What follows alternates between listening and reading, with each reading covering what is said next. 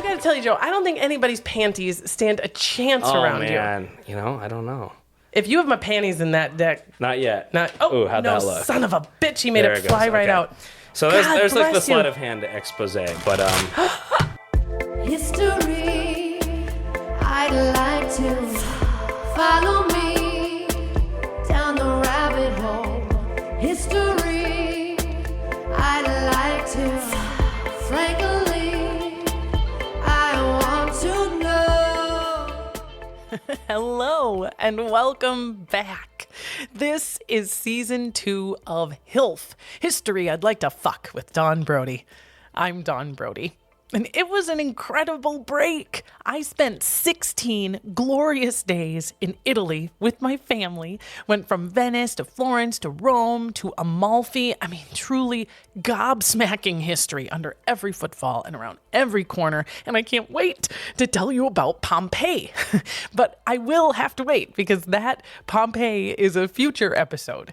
This episode, our first HILF on the docket, is the legendary magician Harry Houdini. Houdini was assigned to me by my friend Joe Brogie, who is a comedian and a voice actor. He's Matty on Nickelodeon's Beatbuds, Let's Jam, and up until COVID, a regular performer at the prestigious Magic Castle here in LA. And I, full disclosure, am a huge fan of magic. I love it. And as you heard, Joe performs some tricks for me while we record. And he's good, man. He is so good. And I was completely blown away. But you are not going to hear that because magic just doesn't translate very well onto podcasts. And so you'll have to go online to see Joe do his thing. And you'll find links on our Instagram at HILF Podcast. And hey, while you're there, okay, follow, like, share, rate, review, all that stuff. We really Mother Hilfing appreciate it. But now, relax, pull up your seat at my kitchen table with me and Joe, and say the magic words. it's the most fun thing ever. Like, dream come true. I mean, that's why I came out to LA originally, was to go do the voices, you know? That was your draw? I mean, that was like because I was doing magic, you know, for 10 years in the Midwest, and that's all I did for a living was touring around doing magic and doing, you know, Midwest shows, corporate events, private parties, but I had a love for voiceover, and I would come out to LA and like do classes and stuff, and I'm like, but how do I do this from Nebraska? And they're like, you can't. You must come out here. And that was all, you know, back before the dark days of the Corvids. Yes. Before now, How everybody's long before? What was the year you moved I started coming out in like 2017 or 18, I believe. And so what not was it? super long. What was holding you in Nebraska?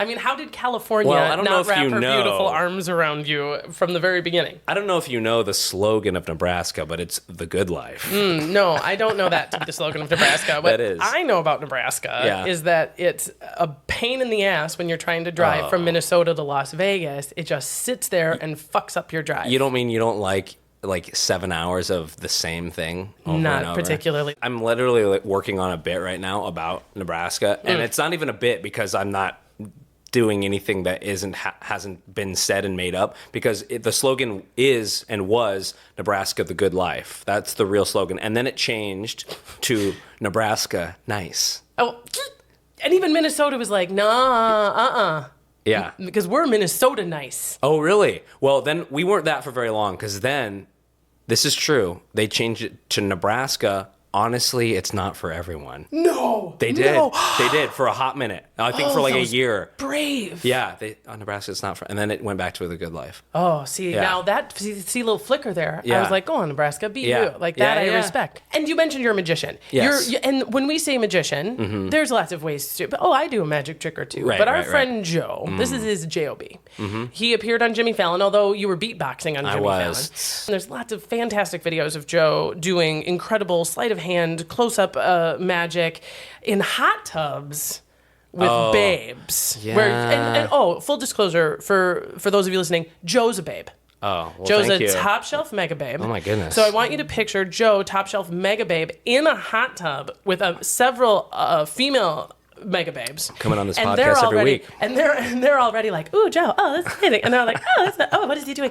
And then the trick, card trick. oh, and then the trick happens, and their hair blows back, and I'm thinking to myself, this guy Joe Brogie's got it all.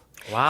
He's got all these credits. He's a great magician. He's so handsome. Thank you. And then I find out that you have decided to try doing stand-up comedy. That's right. Yeah. And that confuses me, Joe Brogie. Does it? Why? Because I don't know. It's probably because I don't sing or dance. Uh-huh. You know what I mean? And so I see someone who can sing and dance, and then I wonder why they bother doing other. I think, why you do other, what? You know why what it would is? You come and do this? I think it's because I think magic has always been just a gateway for me to perform in general. Mm-hmm. And I think I've just always loved making people laugh more than anything. I think that's really what I like to do. And it's a challenge for me because it scares me. I'm like, well, I got to do it then. So I'm really enjoying it so far. I mean, do you I'm new to it. find that there are crossover skills? Jokes and magic are kind of similar because there's a punchline hidden somewhere at the end, right? And you don't want them to see it coming, and then you want to hit them with the punchline, and that's kind of the prestige of magic as well, because you've got something and you're making it blah blah blah disappear or whatever your thing is, and then pop, like when you actually make the magic happen. That's kind of what a joke is as well, right? Oh, I just think it's so cool. It's so fun. Can you tell me why you chose Houdini? It's the one thing that I'm like, I should know more about Houdini as a magician. Like, I know kind of like baseline stuff, like definitely not enough though. I kind of always feel about this way in everything that I do. I guess sometimes you always have this like fraud feeling of like, well, I don't know enough compared to these like historians or these magicians that like they've poured their lives into the history of magic. And Houdini for sure is one of our godfathers of performers, and he's cool. Well, I can't wait. I'm going to tell you first of all about the sources, because I went into Houdini somewhat cold, as I said. He's the guy in the straitjacket. He's the guy, right? He's the guy, the black and white photo of a guy in a straitjacket. Yeah. Yeah. He's got kind of boofy hair. Yeah, boofy hair. This book is called Houdini, The Career of Eric Weiss by Kenneth Silverman, and as you can see, this is it's hefty. A considerable tome. You kind of flip through it. I'll hand it to you. There's pictures that I've marked with the yellow Post-its if you want to take a look at some of my favorite images in there. It's pretty great. This is great. It is cool. And then I listened to a portion of this fantastic podcast called Stuff You Should Know, and it's by these two guys, Josh and Chuck. It's been along forever. It's been around since 2008. It's fantastic. And they just do a really great treatment on Houdini. I watched a couple of documentaries, one from 1999 called The Greatest Houdini, and they talk to a bunch of people, Penn and Teller, and a bunch of modern and contemporary magicians who are still doing a lot of Houdini's illusions and stupefying people as he did over 100 years ago. Yes. Another documentary made in 2021 by a guy named Alan Davis. Okay. And this documentary is particularly great because he sees a bunch of the artifacts. David Copperfield is a huge Houdini fan and has in his theater in Vegas like a ton of artifacts and big collector. Yeah. And he's in this documentary and talks about a bunch of stuff. It's very, very cool. And he, like, this documentarian goes to Coney Island and like hangs out with some like sword swallowers and stuff that doing stuff that Houdini would have seen. Yeah. It's a cool documentary. I love it. So here's my plan for our Houdini episode. Yes. All right, for you, Joe. In my sort of unscientific survey, since you and I talked about doing this subject, kind of asking people, like, what do y'all know? What's the general knowledge about Houdini? Yeah. Seems to be two things. One, not just that he's a magician, but that he is the greatest of all time. He's to magic what Shakespeare is to plays, what Einstein is to science. His name is a shorthand. You know what I mean? Definitely. Somebody jumps out of a thing. Oh, hey, Houdini. We get it. And then it felt like a lot of people know how he died. Do you know how he died? I do. How? Well, you won't give anything away. It's okay. Appendicitis of sorts is getting punched in the stomach. You said a mouthful. Yeah. Exactly. Yeah. Appendicitis of sorts. He got punched in the stomach. Yeah. Those are the key words. And at his peak. Yeah. Right? Yeah. He was huge. And that seems to be what everybody knows. What I want to do for this episode is I'm actually going to start with Houdini's death. I want to start with that, the part that everybody knows. Because after doing all of this motherfucking research on the guy, taken together, that is kind of all, like, that tells you sort of the whole thing of Houdini. It's like they're the most quintessential parts about Houdini. And it's sort of cinematic to start at the end. Let's do it. And, Definitely. you know, this is, sometimes you got to fuck history from behind. I think you understand. Let's get to it. It is October of 1926. Okay, this is where we meet our buddy Houdini. He's at his peak. He's as famous as he's ever been, and all indications show he's just going to continue to be widespread. He's internationally famous. He's very rich, and he's already starting to look for some way to continue to do his work without getting so goddamn hurt all the time. Right. It is physically incredibly strenuous, and he's hurting, and he's feeling it, and so he's doing stuff. I mean, this is what late or early 1920s, 30, or what year is it here? It's 1926. 1926. He's 52. That's like what, 150 years old back then?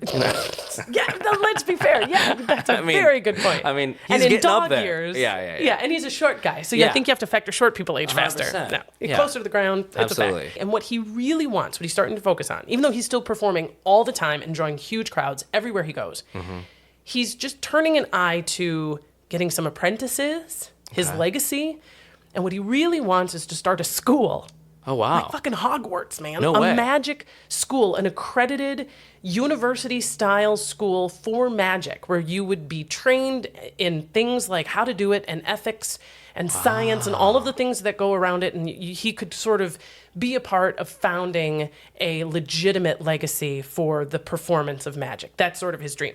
All of this to tell you that he's very into speaking to young people, talking to crowds, and like keeping this eye right to the future. So he's on his North American tour, and at one point in one of the cities, he's doing the Chinese water torture, which I'll describe in more detail later, but he's hoisted up by his ankles, and there's something twist, and he breaks his ankle. It's not the first time something like this has ever happened.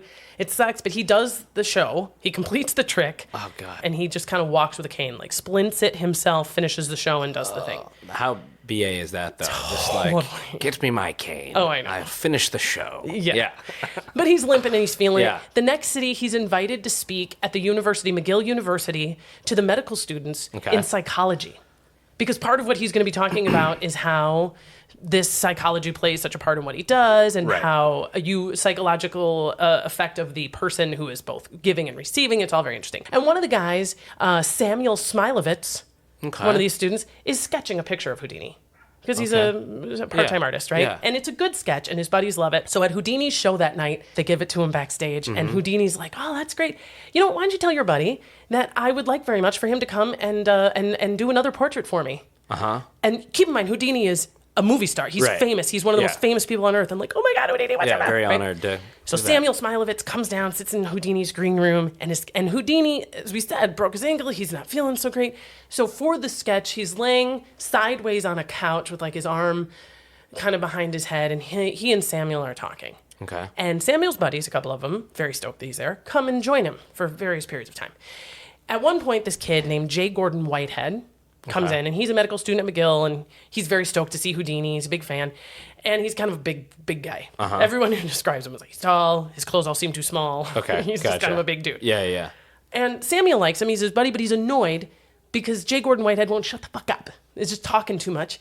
And where he's sitting, he's sort of sitting behind Houdini, so every time Houdini answers him, he's like turning and effing up his pose for this sketch. Okay. At one point, J. Gordon Whitehead asks Houdini, is it true that you can take several punches to the stomach and not feel any pain? And Houdini says yes. J. Gordon Whitehead jumps to his feet, and before Houdini can get up, just punches him as hard as he can 6 or 7 times from above, while, as I mentioned, Houdini is sort of laying down on his side. He's on the couch still? Yeah. Wow. Now, by all accounts, including Houdini's own, he was sort of about to get up and accept the challenge. Okay.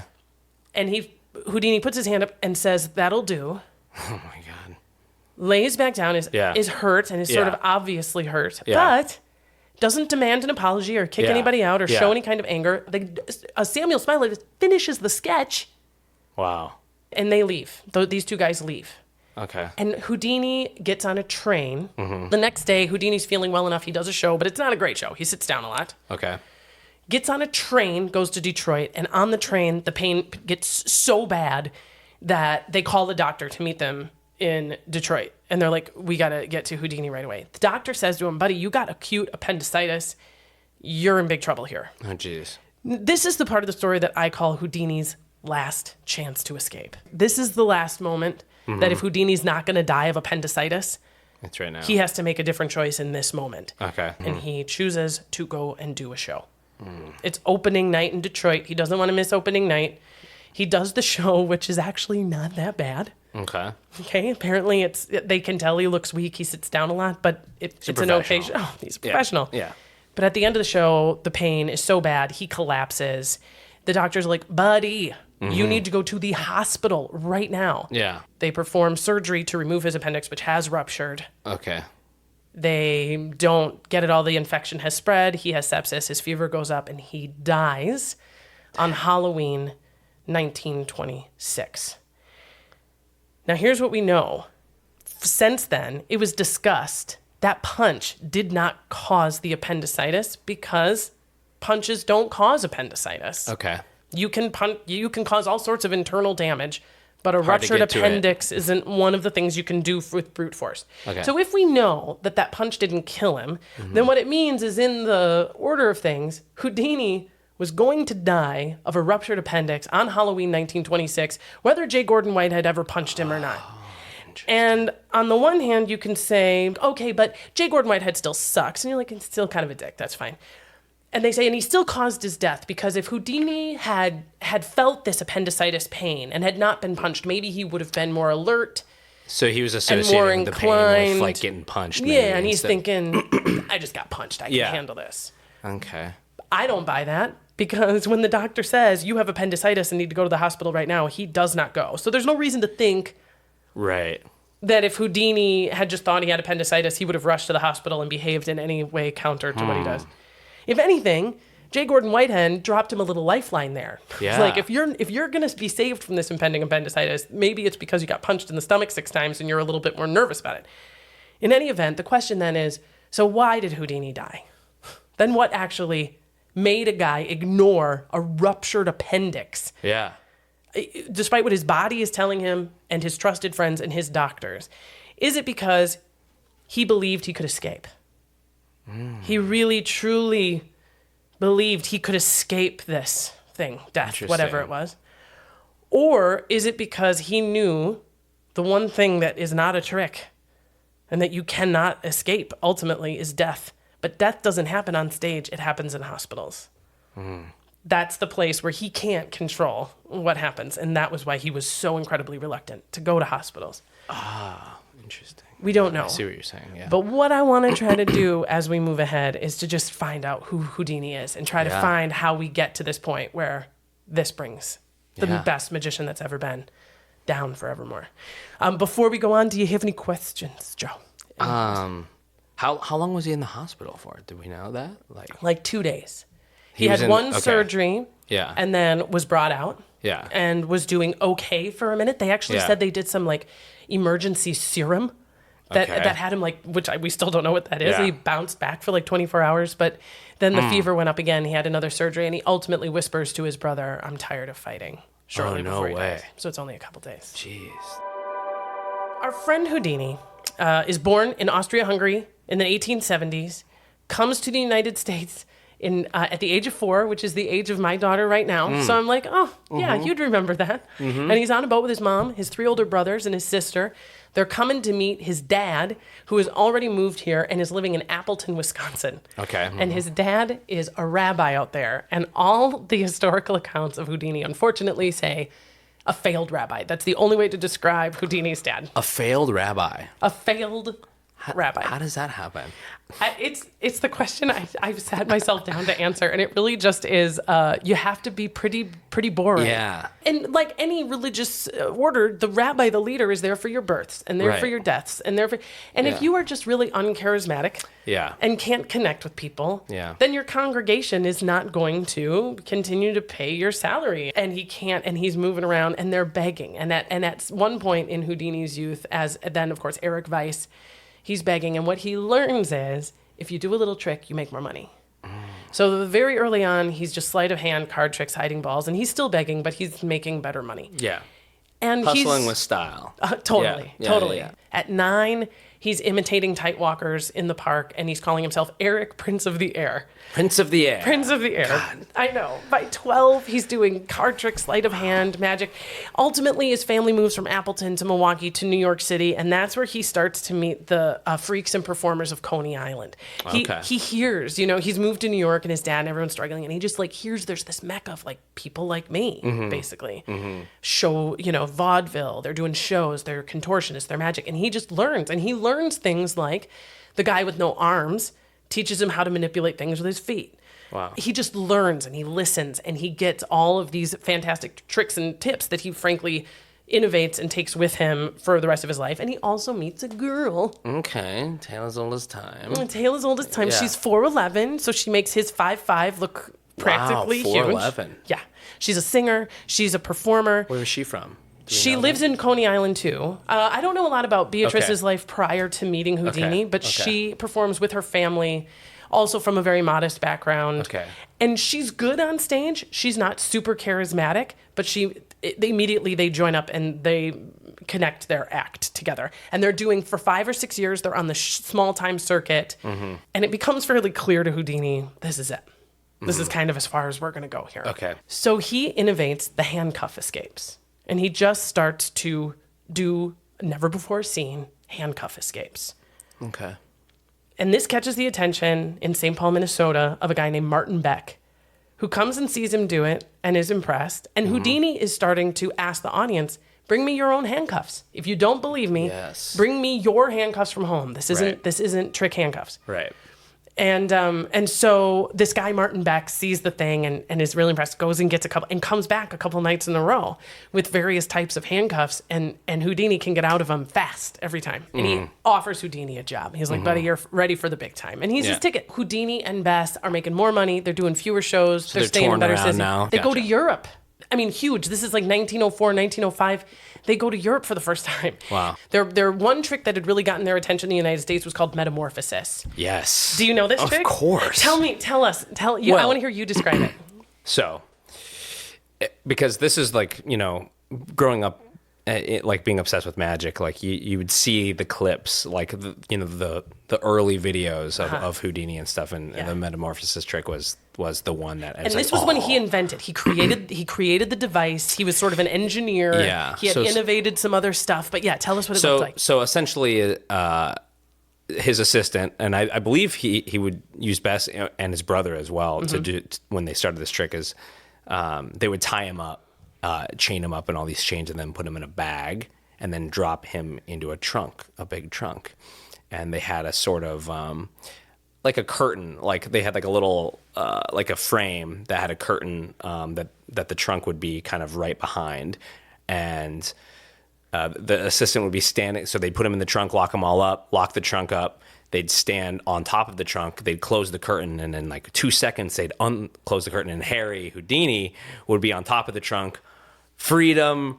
And then they'd open up the trunk, and then the assistant was tied up, and it was amazing. Amazing. Yeah. And they could do it in 2 seconds. And one of the things they did to build the suspense is they'd clap. So she would be standing on top holding the curtain, and be 1, 2, 3, the curtain drops, and he's now replaced her on the thing. It's amazing. Incredible. It's still... Go Google it. Go Google it. And you know what? There's this great group called the Pendragons. Do you know the Pendragons? Course. They did metamorphosis even faster than Bess and Houdini did. Yeah. So that was their first World's huge Greatest hit. Magic 4, I believe. Oh. Maybe I'm wrong, but that I remember them doing that trick. Incredible. It's so cool. It's so cool. So and cool. And you can imagine if it's still wowing us in 2022, in 1905, your head explodes. Insane. Completely the insane. Spirits. And by the way, I want to tell you now that I am not. I'm going to reveal a couple of tricks, but only the ones Houdini revealed. I'm not going to reveal most of these because I don't want. If you don't want to know, then I don't want to tell you. I will tell you though where to go if you want to see them. Okay. It's gizmodo.com. Yes. There'll be a link for it on our website. If you really I love magic. I don't think that this is sacrilegious at all. Then I'm very pro-choice. You can go choose, but I ain't going to be the one to divulge necessarily I think because some people don't like. Some people don't want to know. It's ruining the fun or whatever it is, but for sure, I think that's a good call. It's a good call. So his handcuff demonstrations were like the level up, the next thing. So he gets to Europe and he's like, Houdini's here, and Europe's like, we don't know who you are. So his first So one of the first things Houdini does is go to the first local police station. Okay. And in his showman big public style, he says, put me in any one of your handcuffs in any one of your jail cells, and I will break free. Wow. And by the time he was out, which of course he did, he broke out of every jail, he broke out of every set of handcuffs.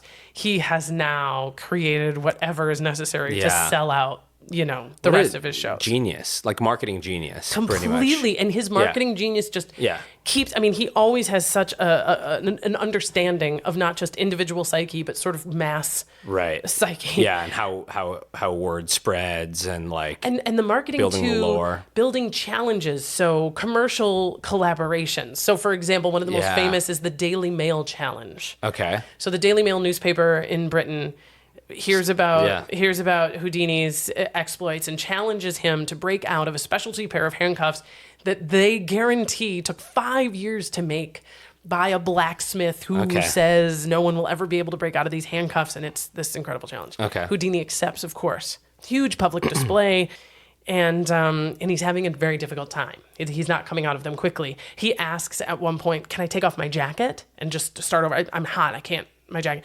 And they say no, because they don't want him to see how they take them off. They're like, there's probably an advantage in you just seeing us take them off, that you figure something out. So no, you can't take your jacket off. Wow. So he, with his hand still handcuffed, gets a penknife and cuts his jacket off with his mouth with this penknife. And they're all watching him? Uh-huh. Okay. He does occasionally go behind the curtain to do the work of it, but when he comes out is he can come out whenever he wants, but when he's working on it, he's behind the curtain. Yeah. He does finally get out. It takes over 2 hours and he is hurt, bleeding and hurt, but he does get out and he successfully completes the challenge. His name is made, because of that. He is now an international sensation. He's in his early 30s. He's made it. He's rich. I love how the audience back then, it's so not the TikTok audience of 10 seconds, I don't have any more time. 2 hours, I'll sit here and wait the 2 hours for this man to do this thing. It's it was almost instantaneous. Yeah, that's amazing. And you can imagine, if it was TikTok, somebody would be coming out in front of the curtain and being like, do you want to click here for 5 ways to make cake batter at home? Wait for how long it takes to get out of handcuffs. Yeah, exactly. They're like, hang in there. Oh, look at that. I see hearts. I see hearts from Cincinnati. I'm seeing hearts from Cincinnati. Oh, my God. A better time, perhaps. Exactly. But then, as all of his tricks, the same thing that you're going to hear happens again and again. He gets really good at it. There's imitators. He's got to level up, right? Mm-hmm. So he still is doing handcuff escapes, but then he starts. The brand new thing is the straitjacket. Yes. And the straitjacket escapes. Mm-hmm. And he goes to prisons, just like he did with the handcuffs. He presents himself to asylums and to prisons, and he's like, "Put me in your straitjacket, the ones that you use here, and I will get out." And he does every single time. Sometimes so fast that they barely lock the door and they turn around and he's standing on the jacket. Sometimes it was truly insane. And there'd be an imitator, somebody else that could do it. So Houdini would do it hung by his ankles from a crane in the center of town. Then he started getting hung upside down in front of newspaper offices, so that if they weren't sufficiently covering him or his tour, they would literally just stick their head out the window and take a picture. And he would challenge other magicians. If other magicians started doing his trick, or he started to catch wind that they were suggesting that they were in any way like them, he would challenge them. One famous one is a magician named Houdini, Boudini. Wow, creative. Exactly. Yeah. Who had been doing this handcuff trick. And so Houdini challenges him to jump into the river from Battery Park and to get out from the handcuffs while in the river. Whoa. And Houdini does it in a minute and a half, and the other guy almost drowns. And No Houdini's way. like, that's right. Yeah. You you aren't shit. Wow. It's amazing. And he does these big free public demonstrations, and he's also breaking out of jails, and he's breaking out of prisons and straitjackets. And it seems, again, to tap into the American consciousness, right? Nothing can bind Yeah. you. Nothing Right. can control you. You can break free from everything, even Yeah. though he's not selling that. Right. It seems to be kind of creating part of the lore. His next big trick is the one we talked about, the Chinese water torture, which is, so he's shackled by the ankles, Yes. hoisted up, and then dropped headfirst into a glass box. As they just had back then. Exactly. And you can see how cool, like it's backlit, right? Yeah. So the audience is seeing him underwater. His eyes are wide open. His hair is kind of swishing around.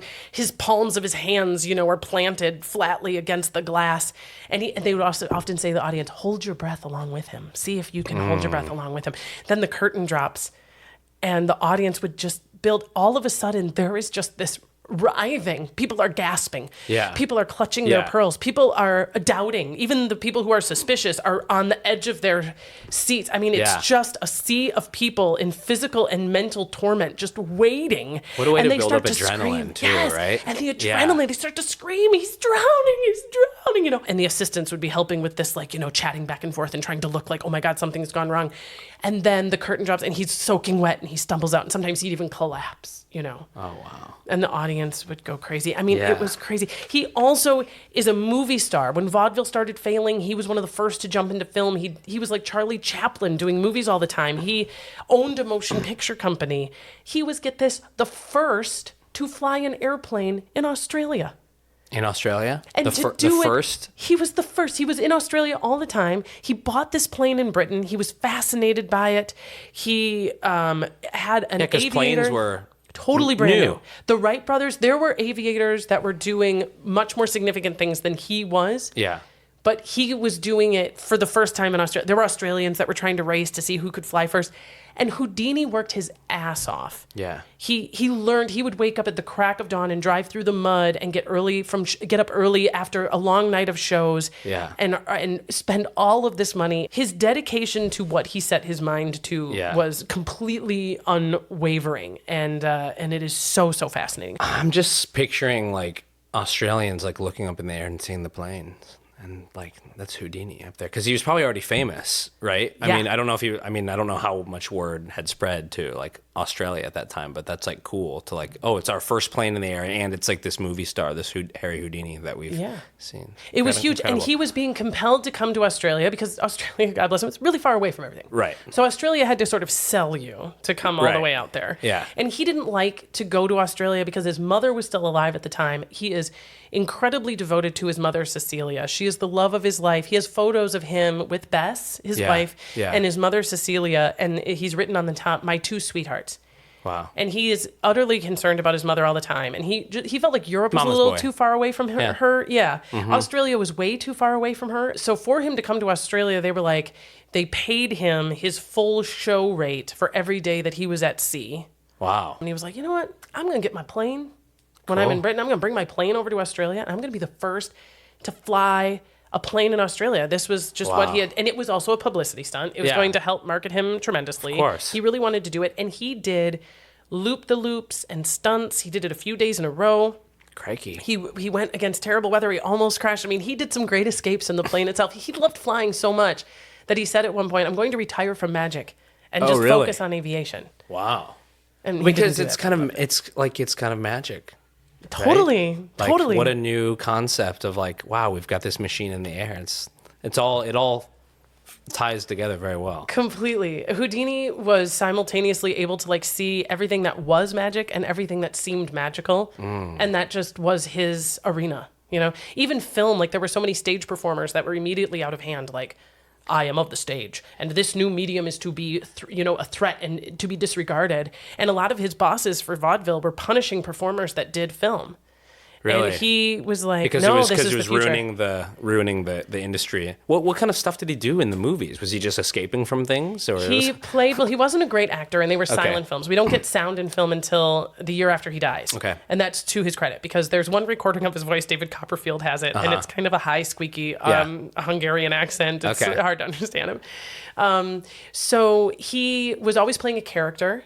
And his stunts, kind of Buster Keaton-esque, his Gotcha. stunts and his sleight of hand and stuff would play into a plot and Yeah. play into a storyline. Some of them are pretty good. Some of them are pretty bad. people didn't care because it's like, oh, those pictures are moving up there. Let's Yeah. watch it. Exactly. Like, yeah. Exactly. And he also loved it. One of the things he saw in it right away is that he could do a trick once and it could be seen Right. without him having to put his body through it again and again and again. And so even if he saw that there might be a diminishing return for how much he gets paid each time he does it, it can be shown so many times. Right. He saw a mutual benefit there. Right. Yeah. Notoriety exponential. Yeah. Yeah, totally. So we're going to take a break. When we come back, I am going to tell you my favorite part about this Houdini history and why I went from like crushing on Houdini to hardcore love affair. Cool. Can't wait. Hey there, folks. Wisconsin Drunken History Podcast is your weekly dose of the Dairy State. All things Wisco, with your hosts, Eric. And I'm Russ. Be sure to tune in each week to learn more about the state we call home. We feature Wisconsin history, music, culture, and of course, beer. Of course, beer. Do check out Wisconsin Drunken History. It's a great podcast from my home state. Also, a reminder that if you're a history nerd like me and you're hankering to get your hands on my sources, the books, the links, the documentaries that I reference, you can find them in the written description of this episode, which is available on almost all listening platforms. And if you don't see them, go to @HILF Podcast on Instagram and... Follow me, follow me, follow me, follow.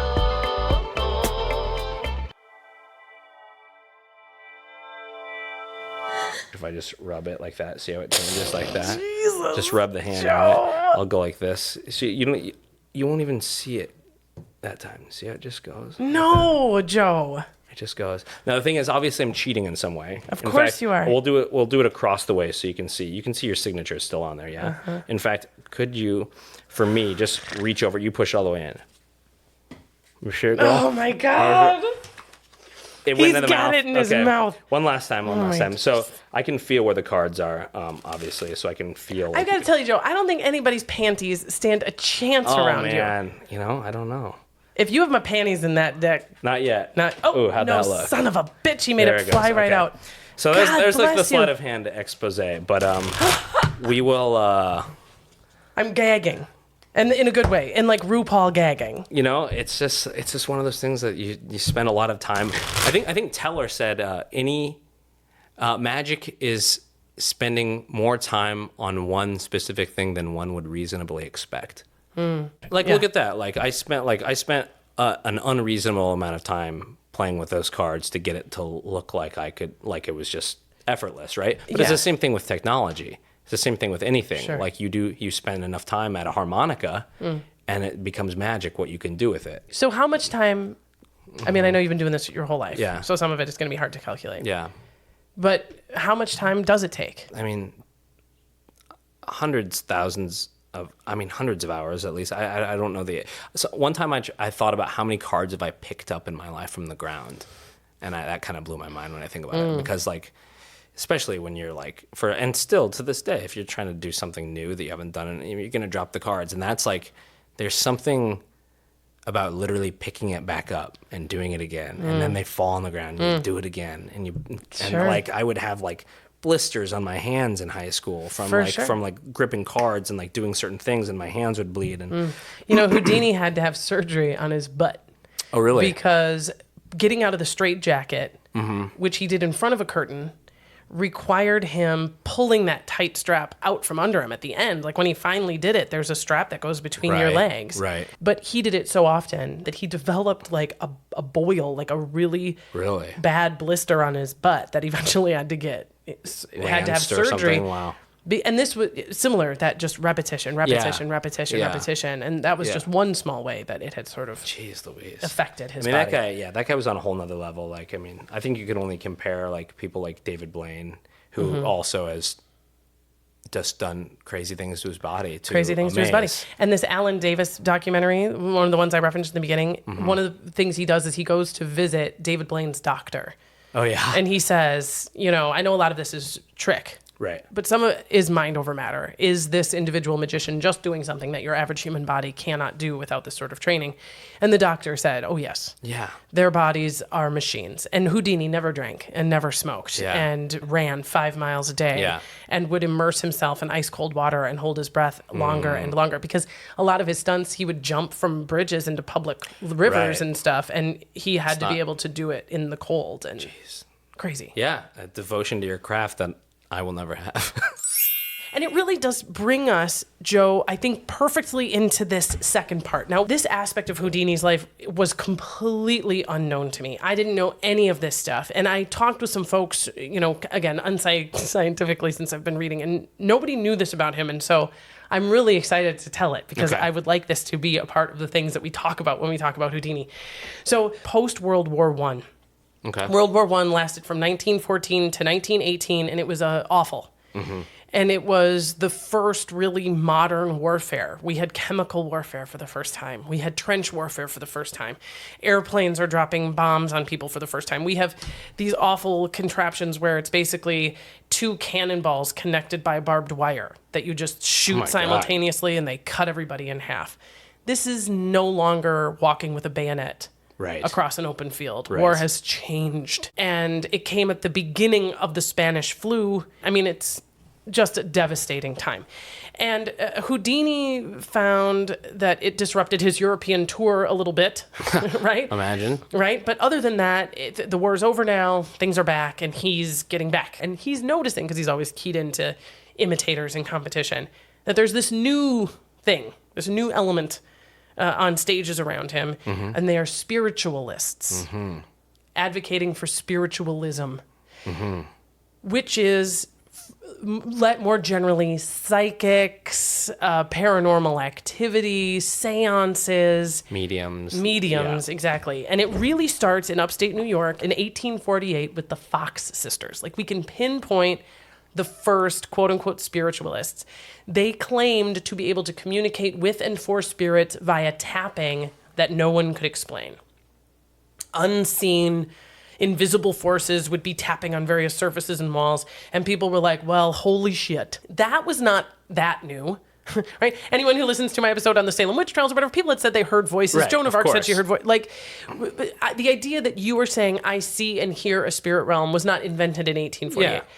What's new in 1918 is how much people want to believe it. For all the reasons I just said. Everyone's dealing with this whole new loss, not just the devastating grief of having lost family members to these diseases and to these wars, to having witnessed this horrible, gruesome new page in like human warfare. Right. But we have radio now, and these invisible, we are telling each other there's magnetism and invisible forces that can affect things and move things. So Yeah. it's just not that much of a leap Right. to believe that this brand new radio signal that we've just invented is picking up the voices of the dead. Otherworldly. Yeah. People were like, maybe we don't know. course. Listen, we didn't know shit about any of this Yeah. stuff yesterday. Yeah. All of a sudden, all this magic exists. Yeah. And it can be explained. Why not this now? Totally.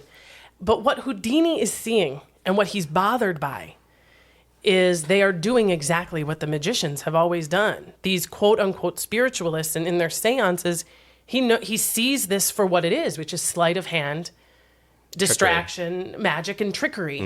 And and that isn't new either. In the circus, he even pretended to be a fortune teller for a hot minute. He did it like once. Okay. And he, of course, was excellent at it Yeah. and hated it. And he said in his diary, again, long before this time, he was like, I don't like it. It's not for me, because he saw people cry, Yes. become very invested in what he said, attach themselves immediately to the believability of his divination, and it felt like a lie. It Yeah. felt like a con, and he's too much of a showman to say at the end, never Right, mind. right. that he was like, just not for me. I'm not Yeah. going to do it. And what he saw happening now was deliberate deception, people conning people out of money, using their grief, using their desperation to believe, to follow these lines. And he was seeing the tools of his trade used for this stuff, and he didn't like it. But he's a cynic, but he's open to it. Right. He's also like, mate, convince. Yeah. Tell me more. If you can convince Yeah. me that this isn't the same shit I've been seeing for the last 20 years, Yeah. then maybe. And so he develops a friendship with Sir Arthur Conan Doyle. Yes. You know about that. I do know about this. Okay. It's so cool. It's so cool. But I want to know more, so continue. So Sir Arthur Conan Doyle is the author of the Sherlock Holmes mysteries. He is Sir. He is highly respected. He is a literary genius. People are very, very impressed by him. And Houdini, if he feels like a fraud, okay, if he ever feels like he snuck into a party and has a little ego bruising, it's that he's uneducated. He has a Hungarian accent and he never went to school. So he tends to feel humbled in the presence of anybody that he considers elite and educated and literary. So it's very meaningful to him to have a real friendship with someone like Sir Arthur Conan Doyle. Right. And Doyle is a true believer in spiritualism. Yeah. I mean, Isn't He's that a- so interesting? he's a zealot. Yeah. He doesn't do it. He does Right. not pretend to be Right. a medium or a psychic, but he tits first into every proposition that comes before him. He believes it's better than Christianity. He was like, this is better than Christianity, you guys, because there's proof. Because here we've all been following these Right. divinations of this invisible spiritual realm with nothing, with no tangible evidence at all. And now we can finally truly believe in things that Right. can be demonstrated for Proof us. is in the pudding. And well, isn't that fantastic? So he begins a correspondence with Sir Arthur Conan Doyle and is very transparent. I don't know if I believe this. I'm a complete cynic. I'm going to have to be convinced. And Sir Arthur Conan Doyle's like, great, let me help you do that. Okay. And he gets him into hundreds of seances. Okay. And Houdini, Over in England? in England and in the United States, they both travel a lot Okay. back and forth. And Houdini doesn't believe any of them, believes he sees the trick in all of them, but is being respectful. He simultaneously doesn't want to offend Right. Sir Arthur Conan Doyle Right. and be like, every time they leave the room. Yeah. Also, he's still walking that line of like, magicians shouldn't tell, Of course, right? right? And he also doesn't want to get kicked out of these things yet. Right. So he's like, yeah, okay. And Sir Arthur Conan Doyle constantly like, can you see that? And Houdini would do little tricks, little easy sleight of hand, and Doyle would be like, you basically are a god. Like, you are a spirit harnesser. And Houdini would be like, no, here, look, this is what I'm not. I'm telling you, you're really easy to fool. Is what I'm telling you. Like, I'm trying to Yeah. show you how Yeah, easy yeah, you yeah. are to fool. Yeah. And just like none of it worked. Doyle introduces him to this amazing couple. They're called the Zanzigs. They're a married Zanzigs. couple. Okay. Their bit is she blindfolded sits in a chair and they, all the ways to verify that she cannot see Right. anything. Right. He then moves through a crowd, touching various objects and people. And while blindfolded, she describes in Yeah. startling detail the items that he's touching, the people that he's So seeing, cool. Yeah. what's in their purse, all sorts of Right. crazy. People, ah. And Sir Arthur Conan Doyle kind of presents this to Houdini as like, see, Yeah. no way they could be doing this. Right. And Houdini is like, well, Zanzig and his wife are actually members of the Society of American Magicians, SAM, and they talk about not being mind readers and how they do their stuff all the time. Like, you are wrong, Mr. Doyle, Mr. Doyle, And even then, even when faced with evidence like that, he would say, well, okay, sure, they may be using secret symbols and secret signals when their powers are low. Oh, wow. He wanted it. Wanted it. Needed it. Then this is the where the falling out really hits the skids. Okay. Doyle and Houdini are buddies. Their wives are buddies. They're hanging out together at the Ambassador Hotel in Atlantic City, chilling on the beach. You can see pictures of them. They're having a fantastic time. Sir Arthur Conan Doyle says, kind of, you know what, Harry, we're done. All right, I'm going to prove it to you once and for all. My beautiful wife, Lady Doyle, would like to do an automatic writing seance with you. Proof today. Let's Okay. go. Okay. And he says, Bess, his wife, you can't come because you and Harry are both cynics. And if I have Right. two people that are cynical in there, it's going to mess up the spirits. So just Houdini this Energy's time. off. We Gotta- can't yeah. have the energy be Okay. off. So Houdini's like, okay. So they go into the parlor. Lady Doyle is blindfolded, has a huge sheet of paper, pens and pencils. She goes into a trance-like state. right? She's now communicating with the spirit realm, and her hand is writing. Okay. Kind of like a Ouija board. Right. But she's just sort of like the spirits are speaking through Yep. me, moving my hand Yep. and writing. And she very quickly says, Harry, I'm in touch with the spirit of your mother. Okay. I've mentioned you don't fuck with Houdini's mom. Right. Okay, Cecilia was the Yeah. love of his life. Right. When he found out she died, he collapsed and fainted. Oh, jeez. But he's also, like I said, ready to believe. And he closes his eyes and concentrates. Now, this guy can hold his breath for 4 minutes.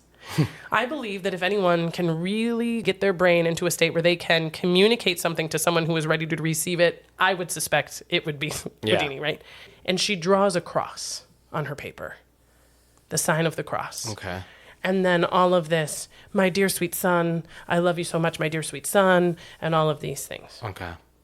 At the end of this hour-long free automatic writing communication with Houdini's mom, Doyle says, and he left quite moved.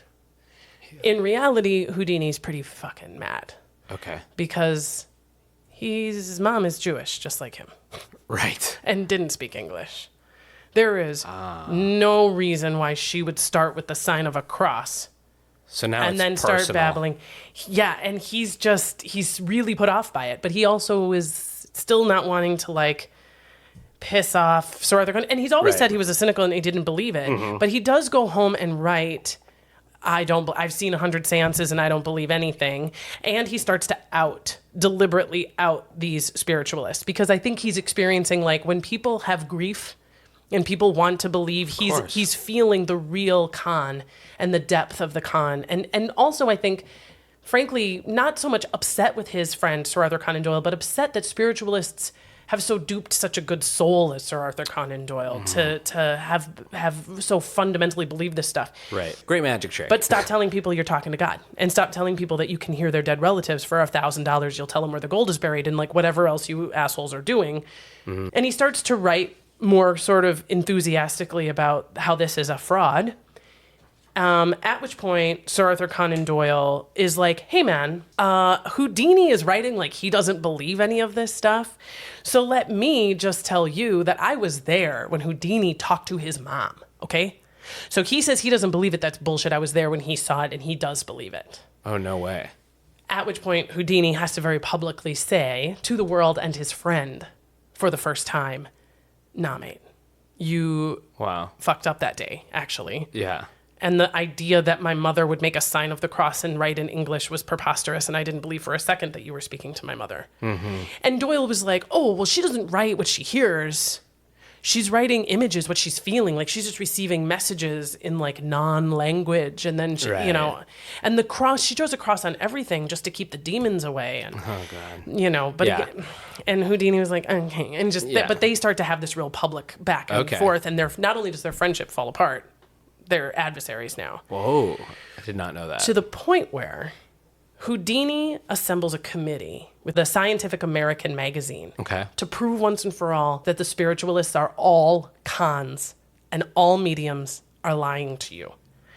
$2,500 prize, which is like $20,000 Yeah. now, almost $30,000 now, for the first person who can prove a psychic photograph. There had been lots of photographs claiming to catch ghosts over Right. people's shoulders Yeah. that were the double exposures and all of this, or an objective manifestation of a physical character, i.e. actually moving things, Okay. or proof that you can do this. You get $2,500 for anyone who can do one of those two things. Produce some ectoplasm, maybe. Exactly the kind of Really? thing. But here are the rules. Okay. One, to win this money, you have to state the phenomena you intend to do in advance. You have to say, I'm going to summon this spirit. It's Okay. going to be about all the circumstances in which you're going to do it. You need to be down with it being recorded and scrutinized. And ultimately, a 5-person panel, including Houdini, who was the only magician, would all have to unanimously agree that it was legit Wow. to win the money. Okay. So all these people start Of coming course, out and doing right. stuff. Now, Marjorie is my favorite. Okay. Marjorie is this young, hot wife of a Boston surgeon. Okay. She sounds calls. hot. She's totally hot. I mean, there's not a lot of lady magicians, and they all Yeah. have to be hot. 100%. I think all magicians are hot. Is that fair? Yeah. Okay. I was hoping At you'd say some it. level or another. It's somewhere you got to be able to be like, a little yeah. bit. So she calls all of her college friends into this room, and the first thing is it has to be pitch black, Okay. no light at all, which is already kind of suspicious to some of them. But they're like, all right, your spirits speak to you, You do your you. manner. Sure. Yeah. And in this pitch darkness, everyone sits in a circle. They hold hands and they touch each other's ankles and feet, so that you know if anyone moves any hands or any feet. Okay. And in this way, with everyone holding hands and feet, she would be able to make bells ring, make the table lift and shake. A record player behind her would turn on and off. All of these manifestations. Okay. And she's good. She's so good that all of the other people on the panel and all of the other testers have like been there, seen it, and they're like, I don't see any way this could be a fake. And they're about to give her the money. And you said it's pitch black in there. They turn off the lights. Completely pitch black. Okay. And Houdini hasn't seen this yet because he's been on tour. But he hears that they're like, nope, we did it. We found someone and we're going to give her the money. And Houdini's like, hold the fuck on. I have not seen it yet. Yeah. So I'll be there in a minute. Houdini gets down to Marjorie and first thing he does, Joe, is he wraps his knee in rubber bands all day. Okay. So that when he is seated next to her and he insists that he's next to her, his foot and the bottom of his leg are super duper swollen and very, very sensitive. Whoa. So that he can sense any movement from her. Okay. And he does. And he says, I felt her move her foot. Yeah. She could kind of keep one part of her leg kind of touching me, but I could tell she was maneuvering her foot around to get to that bell. So he sat directly next to her. Yeah, and he's like, we're going to have to move that bell further Yeah. away for me to believe that Yeah. this is not her moving her leg. So Yeah. they do that. Oh, and then she insisted her husband be on the other side of her, holding her other hand. Okay. And he was like, because he can let go of her hand Right. or be doing other things, and I don't buy it. And they were like, no, Yeah. he's a co-medium. He's Right. also a medium, and he can't Need let go him. or he'll break. So they're like, all right. But he's still like, and he then gets someone, and he feels her head under the table at one point. He's like, she's pushing it up with her head. She's been sneaking down, like all this stuff. And Wow. every time they're like, no, that's not how we're doing it. And he's like, well, then we have to do it again. Like, I'm not buying this, right? So then he builds a box. He's like, I will believe it if you can do it from in the back. She's like, well, I have to be able to continue to hold the hands of everyone. So he develops a way for her to be able to stick her hands out of the box, but she can't lean forward. She can't get out of the box. Is that She the can't picture move that I around. saw? Maybe. Was there a picture of that? I thought. Anyway. Yeah, go I on. think so. Yeah. Oh, was it this one right there? Marjorie. Yeah, there she wow. is. The Marjorie cabinet. The Marjorie cabinet. And Houdini can feel her doing something or other Okay. in there. And he says, because he's able to do this out loud in the dark, he says, she's trying to get something. There's something in that box with her. Yeah. And she's trying to get it. I suspect it's like a folding ruler or something. Okay. Because again, he knows, there's like a thing you can extend it, and Right. she'd be able to get it out that like face hole, and she could still touch the buzzer or like touch the things that she needed to touch to set off the Wow. mechanisms. Houdini's like, the bottom line here is that I don't buy it. Yeah. And you have not convinced me. And Okay. she says at one point, after he adjusts all these things, no medium could conjure under these circumstances. And Houdini says, bullshit. Strip me naked. Your surgeon husband can search me head to toe, and I'll do it right now. Wow. In this box, however you want. I'll do it right now. He'll do the same thing. I'll do what you said you're gonna do. I'll do it. Wow. And she gets very nervous, as do the rest. And she says, what would that prove? And he said, it would prove you could do it with tricks. That's what it would prove. Yeah. She doesn't agree to let him do it, and he's going to go do his show that night. And she's like, he's fucking on to me, right? Yeah. She pulls him aside and says, I don't want my son to read that I am a fraud. And he says, then don't be a fraud. Yeah. And she's still pretty sure that he's going to go on stage and do something that's going to discredit her. Right. And she says, if you go on stage and you misrepresent me, my friends are going to come out and they're going to give you a beating. And he says, I will not be misrepresenting you. And no, they won't. Wow. What a when I read, badass. dude, Joe, when I read this in the book, I was like, I'm a feat. Yeah. I was like, oh my God, he's so badass. Okay, so he basically says to the committee, so I've disproven it. Right. She doesn't get the money. Nobody does. Nobody's done it. And they're still slow. They're not saying she didn't do it. They're not saying she didn't win the money. And this committee is going so slow. So Houdini comes out in Boston, is like, fuck them. You know what?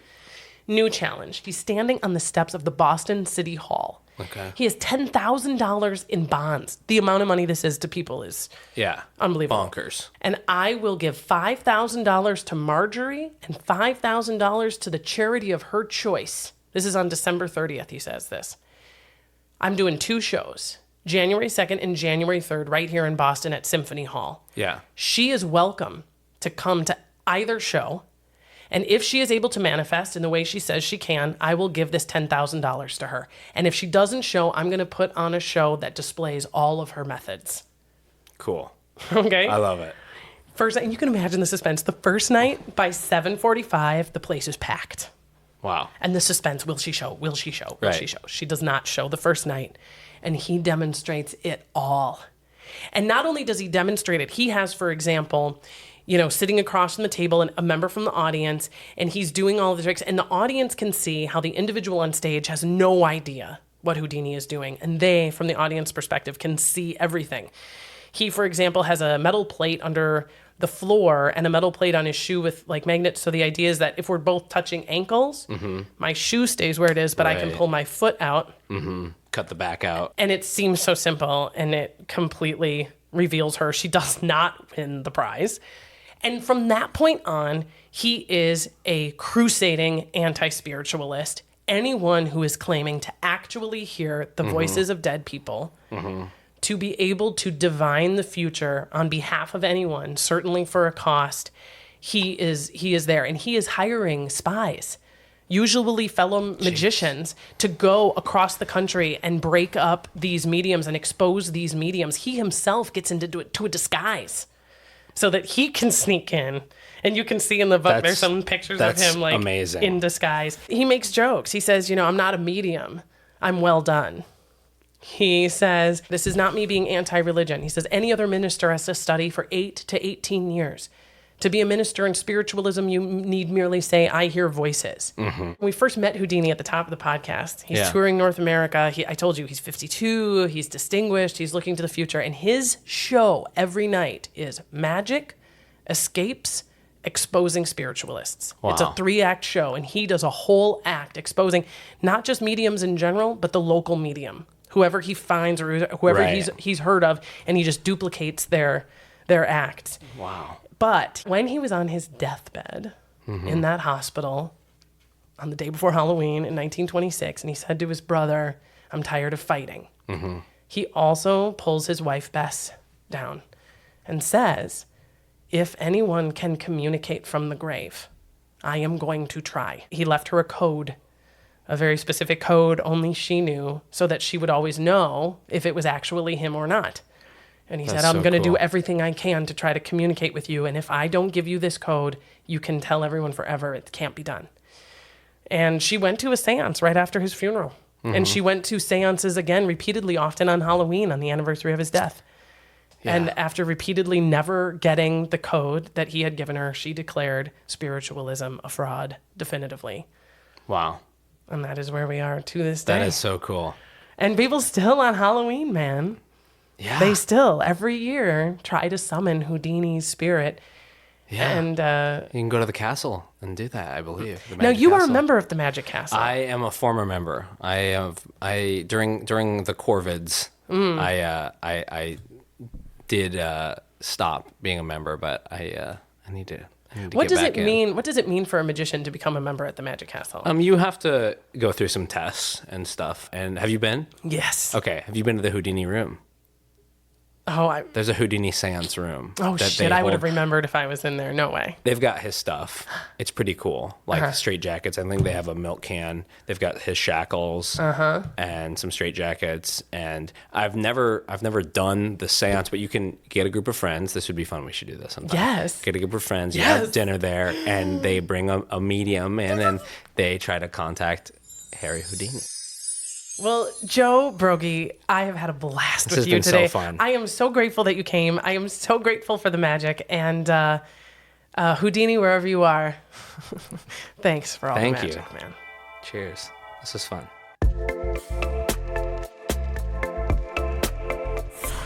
Thanks again to my guest, Joe Brogie. Please follow him and get your chance to see him perform whenever you can. Thanks also to Kat Perkins and Eric Warner, who wrote and performed my theme song. Fucking love it. And also, before I go, if you do go to a medium this Halloween, which why not? What a blast. Please have fun and pay them, but do so because they're excellent entertainers.